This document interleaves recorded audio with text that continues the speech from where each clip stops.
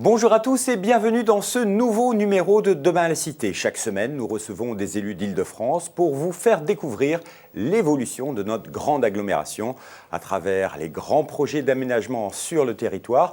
Ils nous font découvrir leur vision de la ville. Aujourd'hui, nous recevons Patrick Brauzek. Bonjour. Bonjour. Vous êtes président d'une nouvelle institution qui s'appelle l'EPT Pleine Commune, un territoire qui est né, un fameux T6 qui est né de la création de la métropole du Grand Paris, mais un territoire dont le périmètre n'a pas bougé, parce que Pleine Commune était une des toutes premières communautés d'agglomération en Île-de-France.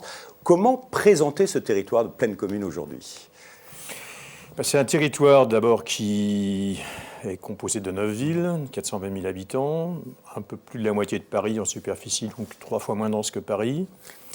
C'est un territoire qui est en pleine dynamique économique et urbain, puisque on avait subi la désindustrialisation dans les milieux des années 60 jusqu'au milieu des années 80.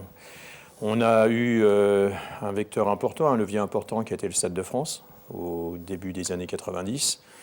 Et à partir de cette aventure autour du Stade de France, eh bien, effectivement, la reconquête à la fois économique et urbaine de ce territoire a pu se construire. C'est aujourd'hui un territoire qui a été identifié dans le Grand Paris comme un des 10 territoires structurants autour de la thématique de la culture et de la création, puisqu'on est considéré comme le territoire de la culture et de la création. C'est un sacré challenge à relever, mais on essaie de s'y employer. Et il est vrai qu'aujourd'hui, on a sur ce territoire un bon nombre d'artistes, d'artisans, de structures culturelles, comme les 2 centres dramatiques nationaux, celui de Aubervilliers et celui de Saint-Denis, le Festival de musique de Saint-Denis, tout un tas d'équipements et d'événements culturels qui jalonnent l'année depuis quelques temps maintenant.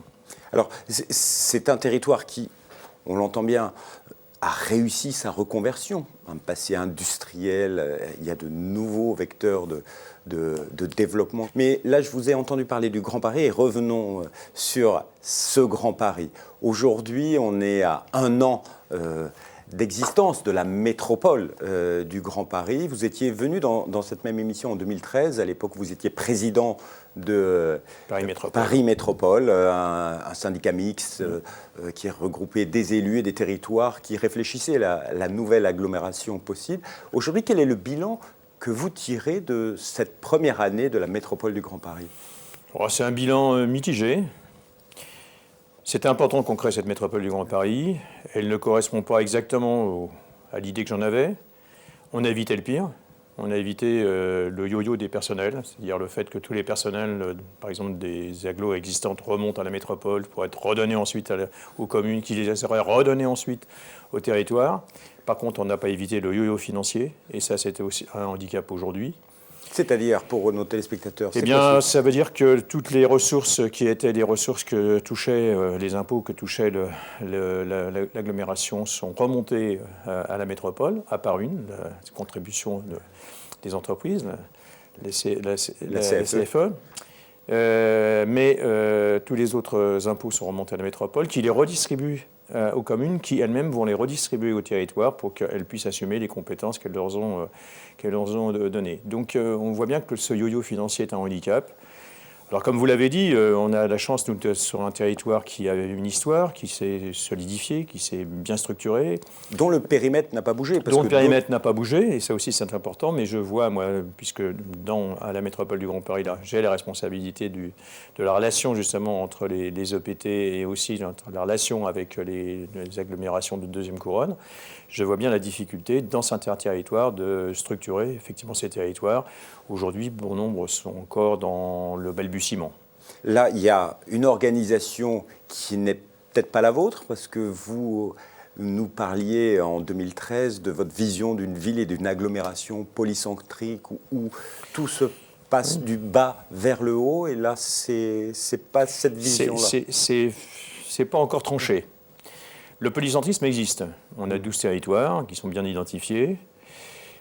Par contre, ce qui est sûr, c'est qu'on a aujourd'hui une relation qui n'est pas simple entre ces territoires et la métropole du Grand Paris. Il a même fallu qu'on construise une charte finalement de travail entre ces territoires et la métropole, qui a été adoptée par le Conseil métropolitain. Mais il n'y avait pas dans les lois un lien intrinsèque entre les territoires et la métropole. Donc cette métropole polycentrique était encore à construire. Et puis ce qui est aussi important, c'est que le premier objectif de cette métropole, c'était une métropole qui devait être solidaire et réduire les inégalités sociales et territoriales. Et pour le moment, on n'en prend pas le chemin. Donc c'est effectivement là aussi qu'il va falloir que l'on travaille. Vous savez, dans le monde aujourd'hui, toutes les métropoles se construisent à peu près sur le même schéma, c'est-à-dire des métropoles qui sont de plus en plus exclusives, ségrégatives, dont le vivre ensemble n'est pas vraiment la panacée. Donc à nous de faire la démonstration qu'on peut construire une métropole qui réduit les inégalités sociales et territoriales et qui a pour objectif d'être inclusive et qui construise effectivement des territoires où le vivre ensemble veut dire quelque chose. Et ça, j'imagine que vous le faites au niveau de votre territoire, de Plaine Commune. C'est un des axes de travail de vos équipes. Tout à fait. Plaine Commune s'est construit sur l'idée de coopérative de ville. Que l'agglo, à l'époque, le territoire maintenant, ne pouvait pas prendre une décision contraire à l'avis majoritaire de la ville concernée. Et ça, c'était pour nous une garantie d'abord de respect du suffrage universel. On n'a pas à s'immiscer dans les choix politiques que font les citoyens. Et j'ai la chance, quelque part, de présider moi, un territoire composé de 5 maires communistes, 2 maires de droite, un maire Europe Écologie Les Verts et un maire socialiste. Donc vous voyez, j'ai tout l'éventail politique. Et je dis j'ai la chance parce que ça nous a permis de faire bouger des lignes et de travailler sur ce qui pouvait être justement un consensus, pas un consensus mou, un consensus fort autour de certaines valeurs, certains principes. Et malgré nos différences, eh bien, effectivement, ce territoire est cohérent et en tout cas est vécu de l'intérieur, je pense, mais surtout de l'extérieur sans doute, encore plus, comme étant un des territoires qui compte dans la construction du Grand Paris. Alors, un territoire qui compte généralement a des projets. Il y a énormément de projets sur Plaine Commune. Alors, vous avez parlé du contrat de développement territorial, territoire de création et de culture, qui a été lancé officiellement en janvier 2014. Aujourd'hui, on en est où? Alors, ce contrat de développement territorial s'articulait autour de 2 domaines principaux, hein, c'était les transports et le logement. Transport avec le Grand Paris Express, j'y reviendrai, et puis des objectifs de construction de logements.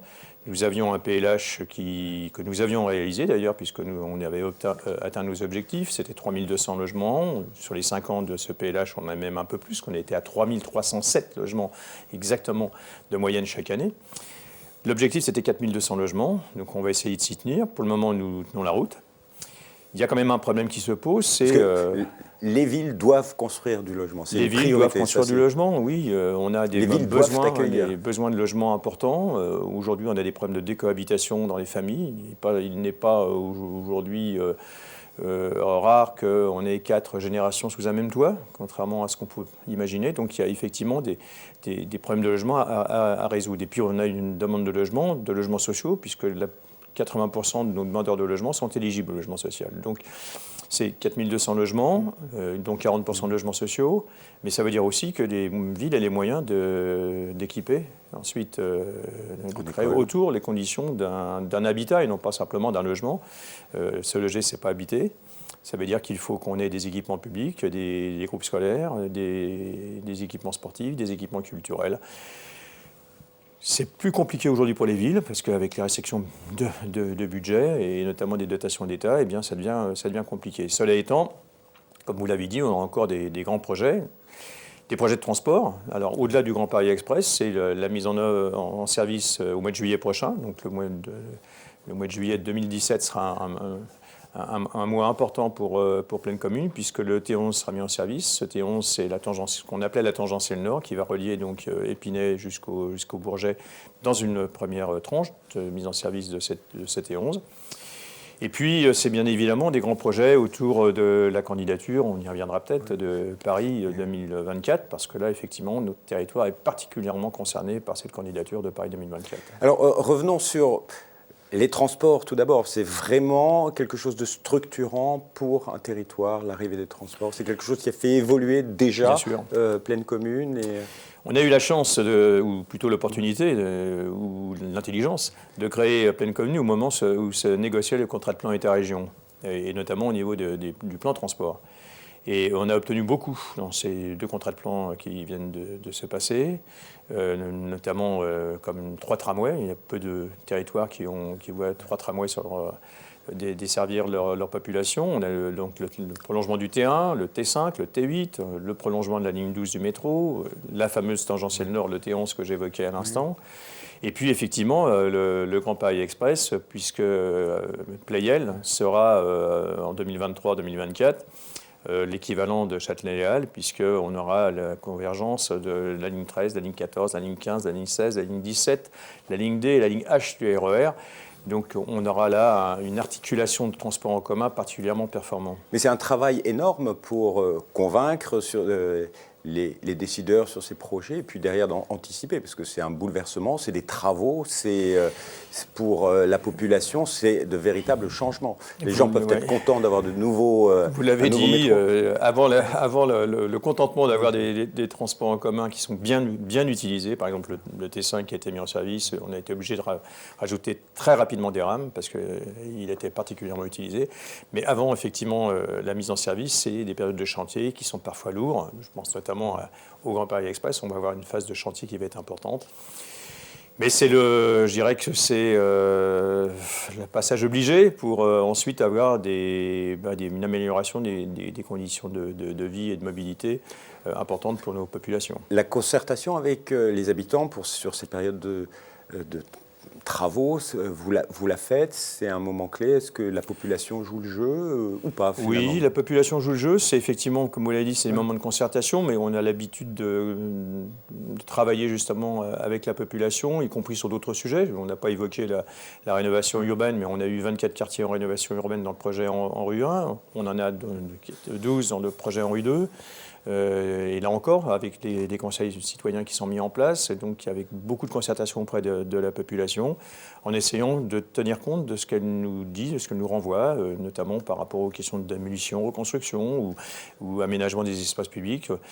Je suis persuadé que l'expertise des gens, comme celle des techniciens, comme celle de ceux qui vont avoir à gérer, ensuite des équipements ou des espaces publics, l'expertise des élus, mais l'expertise des artistes, et on revient à ce territoire de la culture et de la création. Pour nous, c'est important qu'en amont, dans l'élaboration d'espaces publics ou de nouveaux bâtiments, les artistes soient présents. C'est tout le travail que l'on mène et c'est vrai que la population, bien sûr, a un rôle nodal dans cette construction. Population qui est déjà présente sur le territoire, mais comme vous racontez ce territoire, il devient de plus en plus attractif, il y a de nouvelles populations, c'est une nouvelle mixité, c'est quelque chose qui est difficile à gérer? Ce n'est pas difficile à gérer, il faut bien le mesurer, et puis il faut surtout être attentif justement à ces bougées de population, leur raconter l'histoire de cette ville, parce que tous ceux qui arrivent ne connaissent pas toute l'histoire, ils ne savent pas qu'il y a 20 ans ou 30 ans, on était dans un désert économique dans cette ville de Saint-Denis, cette ville d'Aubervilliers, enfin ce territoire de Plaine Commune. Et puis c'est tout un travail aussi avec les entreprises qui arrivent. Alors là aussi, il faut bien regarder les réalités. On a bien sûr beaucoup de sièges sociaux, mais on s'est aperçu que dans les arrivées d'entreprises, on a encore 50% d'arrivées d'entreprises qui sont des très petites ou des petites entreprises. Donc on voit bien que là, il y a encore une attractivité de ce côté-là. Travailler avec les salariés, travailler avec les chefs d'entreprise, faire en sorte que les salariés qui viennent s'installer puissent devenir habitants, et faire en sorte aussi que les demandeurs d'emploi du territoire deviennent, au fil des rotations dans le monde, dans ces entreprises, deviennent des employés de ces entreprises. Et en ce sens, on a un gros travail qui a été mené depuis maintenant une bonne dizaine d'années, avec une charte entreprise territoire qui invite, et les entreprises qui acceptent signent cette charte, invitent les entreprises à mener des actions d'insertion, de formation, d'accueil de jeunes, de stagiaires, mais aussi d'embauche de gens du territoire.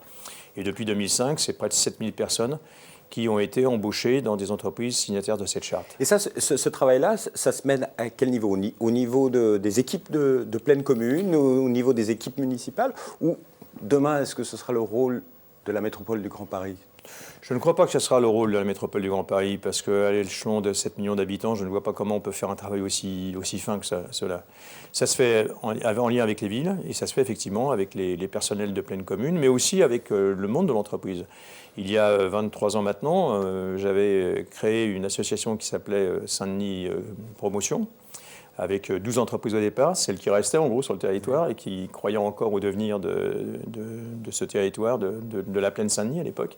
Aujourd'hui, c'est Pleine Commune Promotion, c'est plus de 300 entreprises avec les universités et avec tout un travail qui est fait en commission et qui, là aussi, impulse finalement une dynamique territoriale avec le fait que ces entreprises sont associées effectivement à son devenir. Alors c'est une dynamique territoriale autour des entreprises, autour, on va dire, du Stade de France, parce qu'aujourd'hui, quand on va à Saint-Denis, on voit cette reconversion tertiaire, on voit des sièges, on voit des grands noms d'entreprises qui sont venus s'installer sur le territoire. Ça a été combien d'emplois nouveaux qui sont arrivés dans ces... Près de 30 000. Près de 30 000 en une quinzaine d'années. Avec des retombées insertion, certes, mais est-ce qu'il y a des embauches Je vous le disais, il y a eu près de 7 000 personnes qui ont été embauchées dans des entreprises signataires de cette charte. Et puis il y a quelque chose aussi de très important, c'est qu'il n'y a pas un seul chantier qui ne soit pas l'objet d'heures d'insertion importantes et aussi d'embauche. Donc on fait à chaque fois le bilan. On a des maisons de l'emploi qui fonctionnent et qui travaillent bien effectivement avec ces entreprises qui construisent.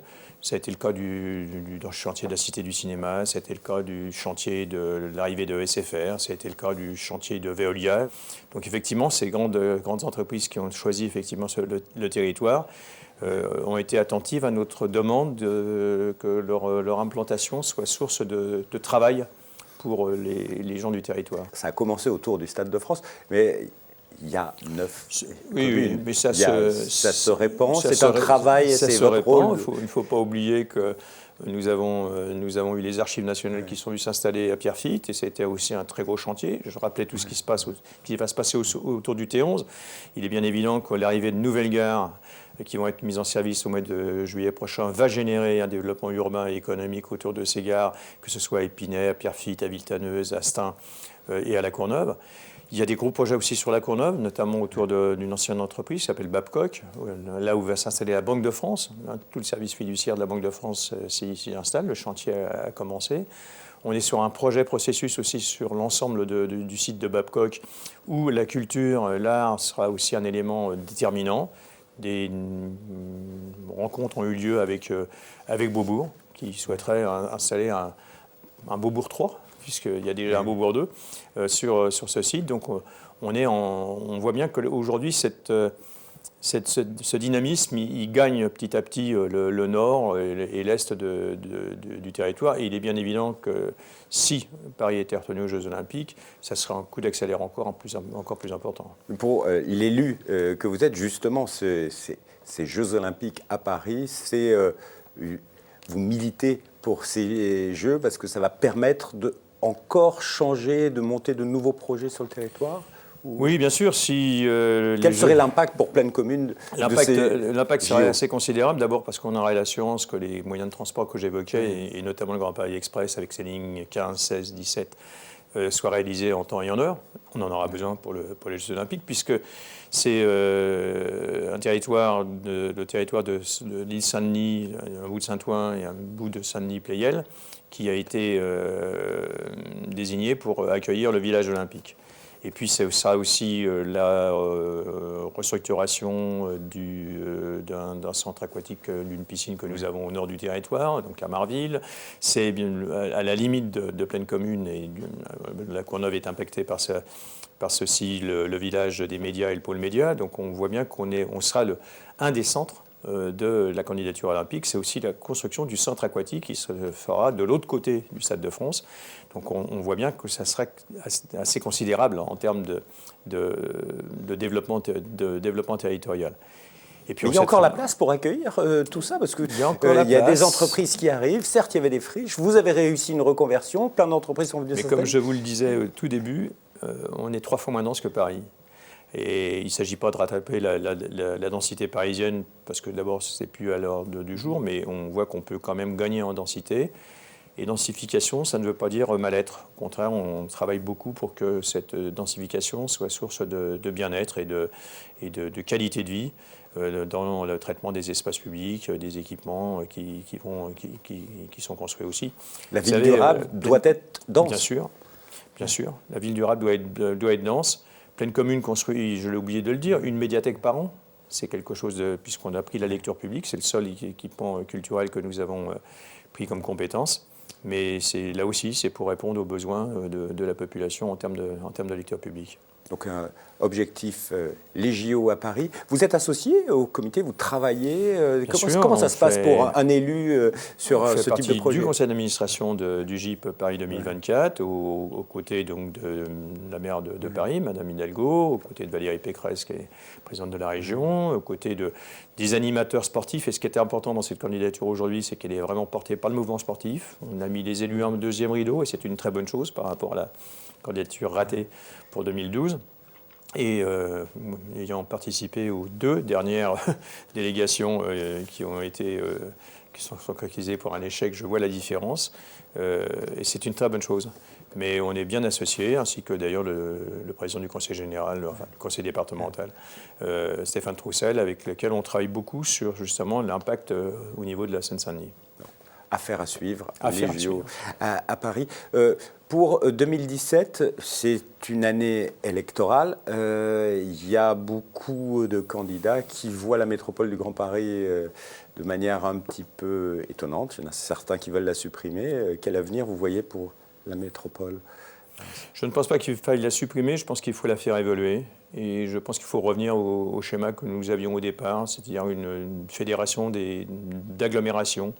Je pense qu'il faut redonner aux EPT leur caractère EPCI et leurs ressources propres et faire de la métropole du Grand Paris une fédération de ces EPCI, ce qui réglerait la question du lien avec la région. Je pense que la région doit jouer son rôle et a tout son rôle à jouer. Mais je dirais, le périmètre dense de cette région Île-de-France, elle doit être aussi animée et articulée avec cette métropole, mais plus comme une fédération plutôt qu'une nouvelle institution. Monsieur Braouzek, on arrive en fin d'émission. On a l'habitude de poser à tous les élus qui viennent dans cette émission 3 questions. La première, si vous aviez un projet fou pour votre territoire? Alors, ce n'est pas un projet fou parce qu'il va sans doute se réaliser, en tout cas nous l'espérons, mais ça a été un projet fou pendant un certain temps. C'est le remontage de la tour et de la flèche de la basilique de Saint-Denis.